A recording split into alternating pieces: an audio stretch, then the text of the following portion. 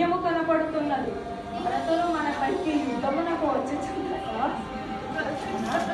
తొందరపడు, భరతుని విషయం తెలియదా? భరత తమ్ముడా, లక్ష్మణ, అమ్మ సీత, రామ, నీవు లేని అయోధ్య చీకటితో నిండిపోయింది. మన జనకుడు నీపై బెంగతో మరణించెను. అయ్యో జనక, లక్ష్మణ,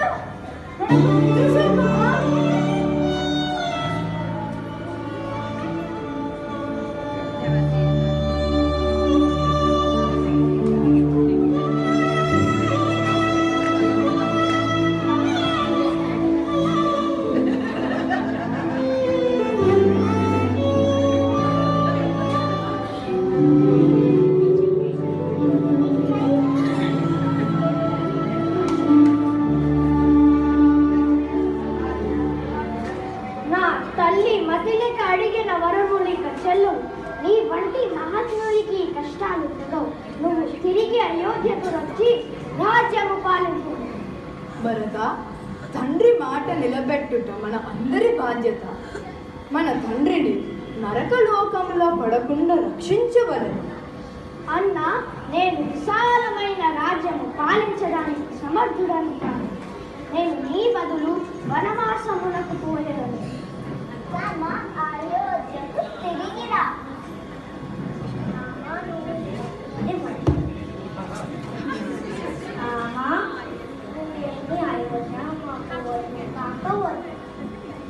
భరత, చంద్రునికి కాంతి తొలగిపోవచ్చు, హిమాలయాలపై మంచు లేకుండా ఉండవచ్చు, కానీ నేను మాత్రం తండ్రి మాటలు అతిక్రమించను.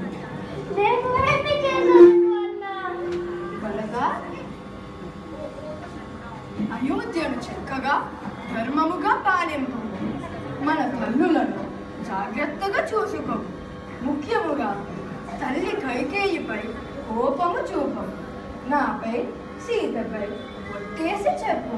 పూజ్యుడా, నీ పాదుకలు నాయను, అవే నాకు అయోధ్యకు రక్ష.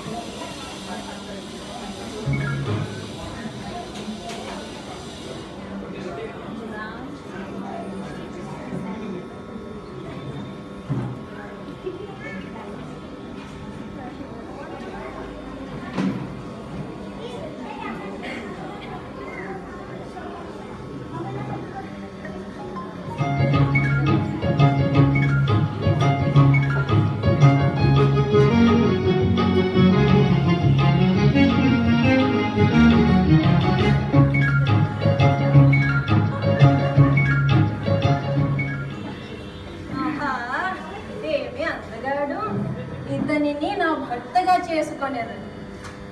మానవా, నీవెవరు? ఈ అరణ్యములో ఏం చేస్తున్నావు?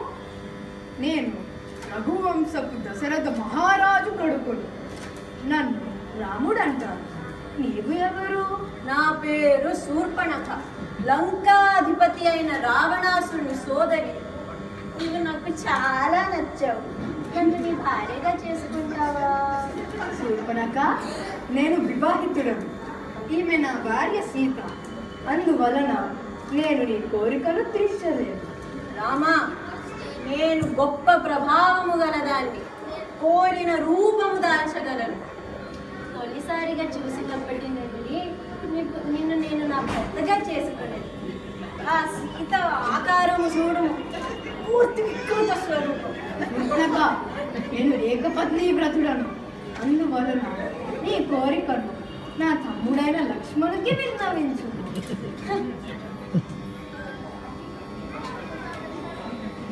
ఆహా. నీవు అందగాడివే. నన్ను వివాహం ఆడేదవా?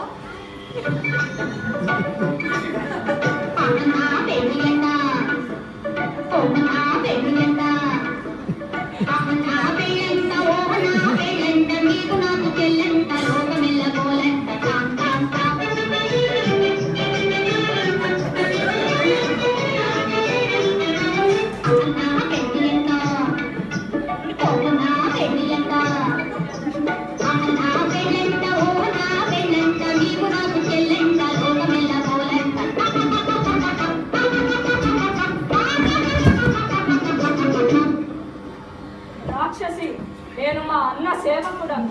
నీవు నన్ను వివాహము చేసుకుంటే నీవు కూడా సీతారాముల సేవకురాలని అవుతావు. అందుకే నీ దారిన నీవు పొమ్ము. అసలు మీ ఇద్దరి అహంకారం కారణము అక్కడున్న మానవ స్త్రీ. ముందు ఆమెని హతమార్చి మీ ఇద్దరు ప్రాణాలు తీసదను. మూర్ఖ రాక్షసి, నీకు మాటలతో అర్థము కాదు. ఇప్పుడు నీ ముఖానికి ఏమి చేస్తానో చూడు. ఆ!